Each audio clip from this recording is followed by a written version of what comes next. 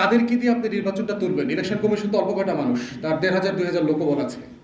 বাংলাদেশে আপনার ভোট কেন্দ্র আছে এবার ৪৩,০০০ প্লাস। একটা কেন্দ্রে অনেকগুলো বুথ আছে।